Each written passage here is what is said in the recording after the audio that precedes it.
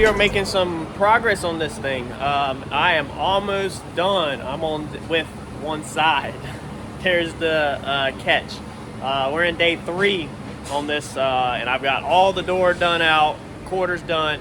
I just put a swipe across the top up there, down all of them rails.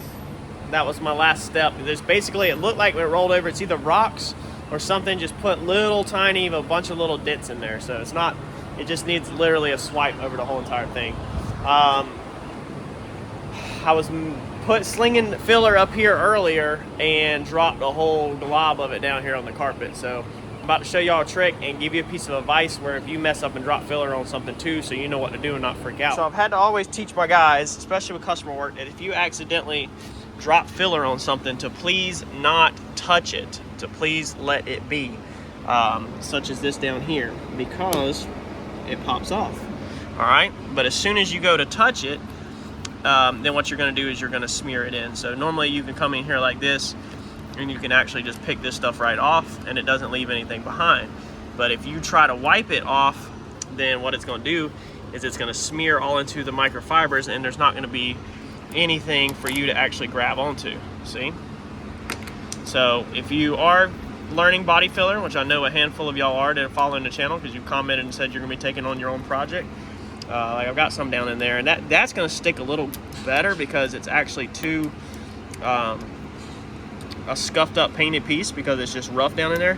But I'm not really worried about that. You can see I'm popping at my fingernail, but I'm not trying to oh, there it goes. So even then it just pops right off. Oh, look at the hairs all in it. So don't freak out if you drop your filler or get your filler on something. Your more than likely best bet is to let it dry and then peel it off. So number one mistake you can do is wipe it. Got all of that roughed out. This still all needs dolphin glaze because of all the pinholes. We went over in the Fox body situation of pinholes, but like a lot of this body work all in here doesn't really have pinholes. But up here where we've done a lot of it and mixed it hot, you can see all my pinholes. So, and this is still a sharp edge that needs to be knocked down. You can see some nasty pinholes all in here. So all of that's going to need dolphin glaze, but a lot of this on the outside, it has little ones, but it ain't nothing like when you're mixing a bunch of it up there. And we do have some in here because we were mixing a lot more. So we'll have to swipe all this out with dolphin glaze and then block it. I don't know if I'm gonna do that today. I probably should. I probably should go ahead and just, like I said, get one side 100% done. Maybe I will. But I'm gonna go ahead and stick the door panel on this so that this one is back together and I'm not got so much parts laying around. I'm gonna get the seal out of this because now I wanna get the seal out of this because I had it taped. So I always put tape over stuff to try to protect it. And now I have a hard line where the tape stopped, where the body filler needs to be sanded off. So I don't wanna scratch up my trim no more than all this trim is already tore up. This trim, as you can see, is tore up in places from the rollover. All of this has got scratches in it. But like I told the wife, let's just get this thing together and then we can slowly go back if we want to and replace all these different trim pieces as we find deals on eBay. But that's where we're at. It is about 1 o'clock on Wednesday now. And I'm going to move on to sanding that and probably dolphin glaze and get that together. And then we're going to get on over to this other side. And I'm looking forward to getting over to this side because that kind of completes half of the body, I guess you could say. And so I feel like I'm over the hill on body work on this thing. So let me get at it. All right, 4 o'clock, and we are finally done with this side. 4 o'clock on Wednesday. So got everything in dolphin glaze, got everything 180'd out, not the bumper. So we got the quartered 180'd out, that all 180, that all is 180'd.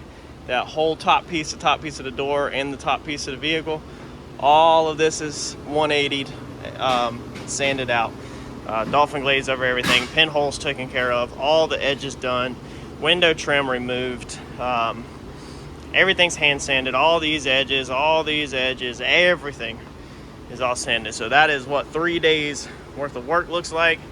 But she's back looking pretty freaking good. So it's a white vehicle. I'm not making it 100%, but it is a good 90% there.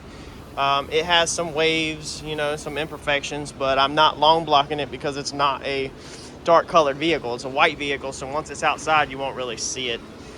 We are going to pull this thing out, turn it around, and work on this side. So we're gonna finally start the driver's side. I've not dolphin glazed the pinholes in the roof. I've only bodyworked that half of the roof. So whenever we bodywork this half, we bodywork this and we start dolphin glazing, we'll be pulling all the way from over there all the way over with the dolphin glaze this time. So she ordered the antenna yesterday for the roof to get it on the way. That way I can get that up and get it molded back in after paint. She actually scored a white one, so I don't have to paint it, so that's pretty cool. So let me get this thing turned around and we'll start on the other side.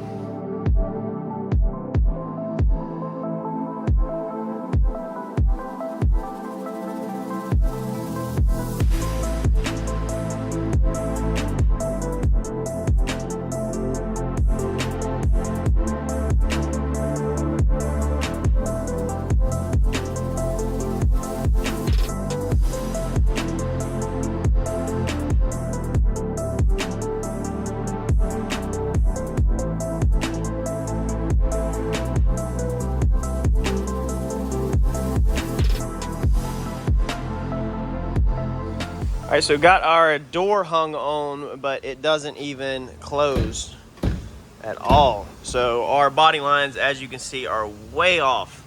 So a lot of times that is a dead giveaway that you have pillar damage.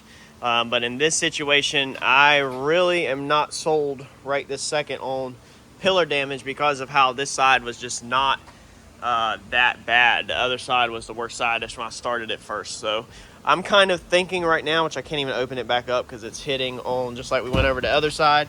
So the door is hitting on the fender. This is one I actually bought damaged. So most of these doors are about $1,000 to $1,500 to your door for a used door. And most of the time that's just a shell that doesn't include the trim, the door handle, and all that. These door handles are running about, for just this piece, they're about $80, $90. If you're going to get the whole unit, you know, you're going to expect anywhere from $50 to $100 for just the door handle. So a lot of these pieces, the glass, the trim, and everything, when you get a door like that, that was just an empty shell. So that one over there has literally nothing. I think that one I still paid, one of these I paid like $600 or $700, and the other one I think I paid like $800-ish. I can't remember which one. I have to go back and look at the invoices, but I bought this one with damage. So it has a crease right here down it. You can kind of see the reflection, and then it's also creased right there. I believe this is the one I got for a deal for like $600, $700 because of the damage. And the eBay seller actually messaged me after I purchased it. He's like, you do understand that this thing has damage, right? Because he said it's not insurance grade because they don't want you sending it back or trying to get money back when they're selling it clear as day as damage. So I'm cool with that. Once we get you know, this on, we'll hammer all of this out where we want it to be, and we'll skim that with body filler. It's not a big deal. It saves me a couple $100.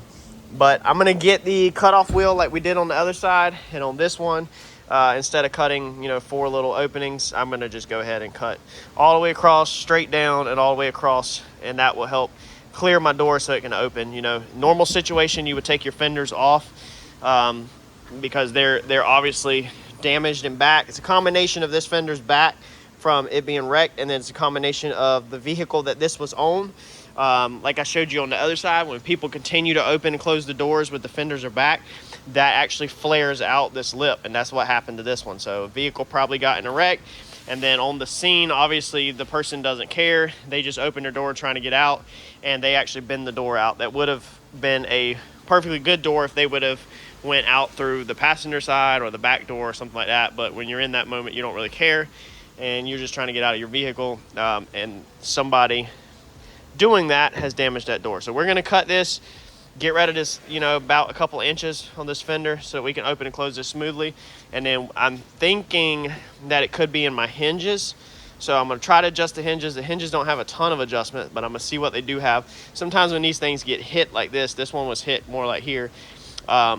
It's latched over here, you got to remember. So if you were to take this and punch this in, you know, like if you were to Hulk and you could bend it in, then what's going to happen? When this thing bends in, it's going to pull the hinges this way, and it's going to pull that way. And the problem is this side can't really give because it's latched in. And if these bolts aren't tight enough, depending on how tight they are, they can give and slide. So we might get lucky and be able to just pop the hinges loose and move the door back into alignment is what I'm hoping. If not, it could be the hinges are bent. So also whenever it takes the hit like that, if the bolts won't slide and that won't slide, then the next thing that's going to give is sometimes the hinges, basically. So if your hinges are flat like this, then what they'll basically do is go like that. You know, if your bolt point is here and here on the ends and they're strapped, they'll kind of pull in. So now that could be pushing me that way, and I might need to change the hinges out. Fortunately, this door come with, you can't see them, they're down there, hinges on it. So I actually got, you know, like I said, a deal on this door, being I needed 4 handles, and I needed the glass, and I needed the trim. This door was freaking an amazing deal, because now I have the trim, the glass, the door handle. Like, I have a lot of pieces on this one that I needed. But fortunately, I have a second set of hinges to change out if we need to. So let me get this fender cut out, and then we're going to loosen the hinges and see if we can make this thing fit with the hinges we got. If not, we'll swap the hinges real fast.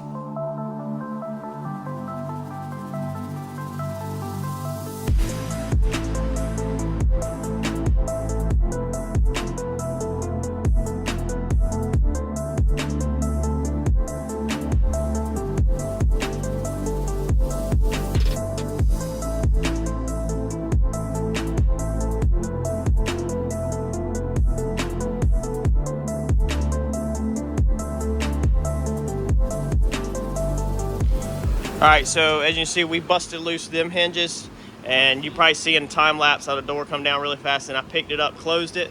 It's still slightly off, but I can't get it up no more when it's latched. So then I opened it, and you can see here's a dead giveaway that the latch has moved. So do you see your paint, how your paint was scratched up? So the latch is supposed to be up there. So when this thing got hit, it actually, when it hit in this way, what it did was it pulled down like this. The hinge kind of went down, or no, if you look dead on it, pulled it out. So yeah, when it went in, it bananaed it out, you know, on both sides. It punched it in, so it kind of went down and out like that. So we're gonna pop these bolts loose, we're gonna adjust the striker, and then me and if I need Ed's help or whatever, we're gonna set these gaps right and set this door back right.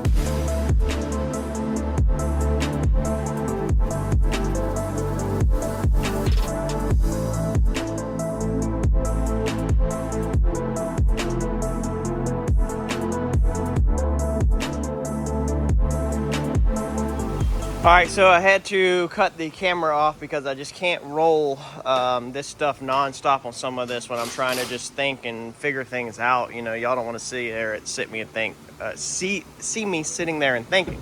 So, or we couldn't get it to line up 100%, and then I noticed that the door was hitting at the top. So, you know, we knew that both sides were damaged. I don't believe that this side of the roof is down.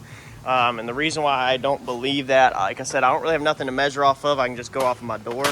But I don't really believe that this side of the roof is that bad because my skin up here is not that bad. I understand this is all messed up severely, but this is damaged because the antenna obviously got, you know, crushed it in. If this roof was down, you know, a decent amount, I feel like it would have been more like that side and tore up more. That's just my opinion. So I started beating up my edge. At this point, it's just kind of like I just want it to close right. And so my edge, I could tell that my edge right here was definitely squished in. I mean, obviously when it rolled over, it pancaked all of this. So I started beating the flange up, you know, so that it could clear the door. But then I got that right. And then whenever I kept beating it up, okay, I was like, well, there's still a lot of my sill. Obviously, I mean, look right here, my finger's at.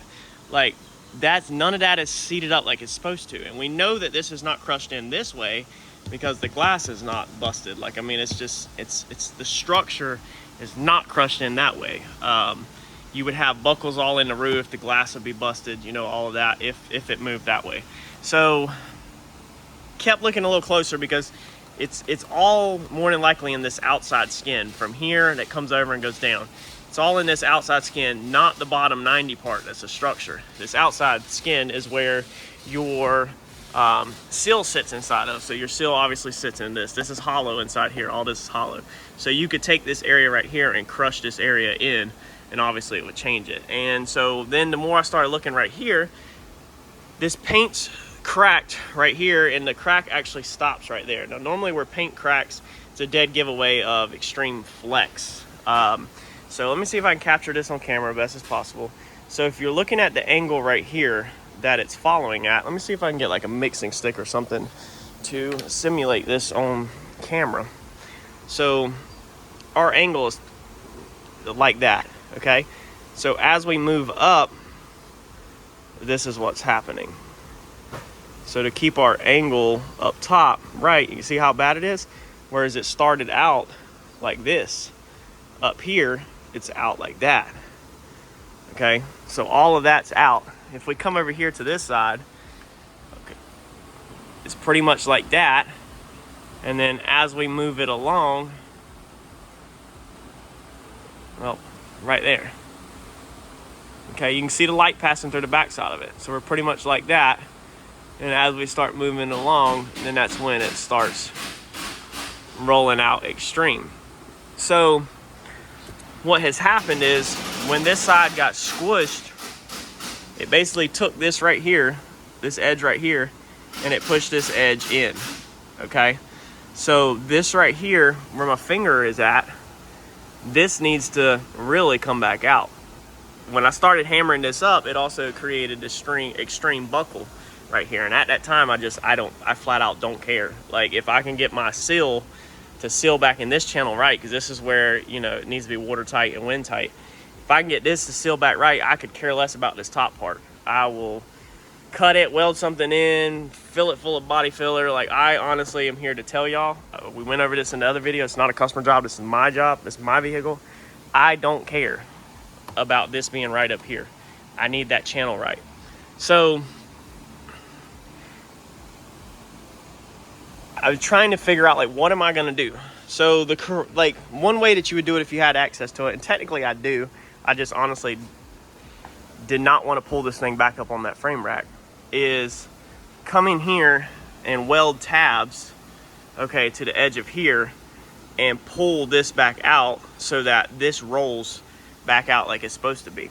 I just really don't feel like doing it, flat out. You know, like I said, I don't have to do anything because I'm not working for a customer here, just to tell y'all the honest to God truth.